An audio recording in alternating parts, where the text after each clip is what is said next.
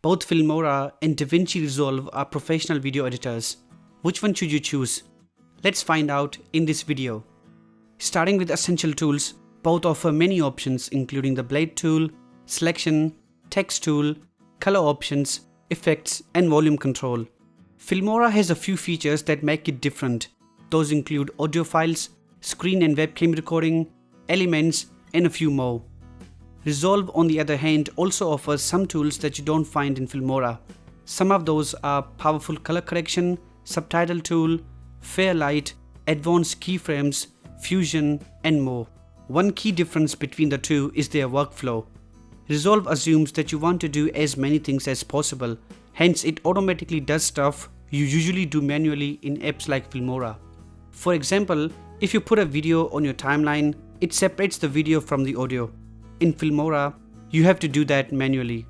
DaVinci Resolve also comes with two windows, one for the timeline and one for the media. Filmora comes with one playback window to play both timeline and media files, making editing a slow process. Anyway, moving to text titles, you find more than 300 titles in Filmora. All are available in the titles section. DaVinci Resolve comes with about 70.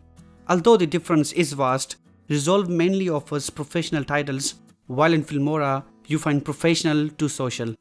In terms of transitions, this round goes to Filmora, because it supports over 500 transitions to add between clips. Resolve contrarily supports around 70 transition effects. Also, Filmora comes with elements as mentioned, and those elements are animated shapes and icons to add to your videos. Again, those have more of a social touch than professional. With that being covered, let's talk about which one is easier to use. The sheer number of options Resolve offers means it's more complex, especially for beginners. Its quality is so high that it's being used for color grading in movies. But that does not mean that beginners can't enjoy this tool. For a regular vlogger or student, the color adjustment features of Filmora would also be enough. In terms of required specs, Filmora is lighter than DaVinci Resolve, although both will work fine on many computers. If you have a slow PC, as most of us do, and want maximum performance, you might want to start with Filmora. Also, if you talk about the storage space, Resolve takes about 3.7 GB of storage, while Filmora takes about 1, which is a lot less than the former. Anyway, pricing is a part of this video. Filmora is a paid tool.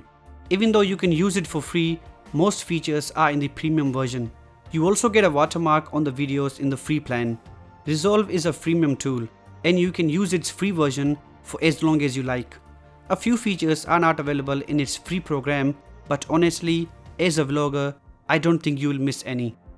Alright, Filmora costs $90 for the latest version. If you want updates, then the annual plan is available, costing about $63 a year. Resolve on the other hand costs $295 for the latest version. So which one should you choose? It depends on the number of features you like and the money you can afford. Filmora is cheaper, and if you want the stock media, Wondershare offers film stock at a discounted price with this software. Resolve is something more advanced, and it's what you think of while being creative, because it does not limit your imagination as much as Filmora. So if you just need a tool to edit your videos for social media, Filmora is good. In contrast, if you believe that you will need more editing power in the future, I suggest spending time with DaVinci Resolve straight away. Anyway, this is the end of this video. Please let me know what you think of both in the comments and like the video if it helped. I'll catch you another time. Adios.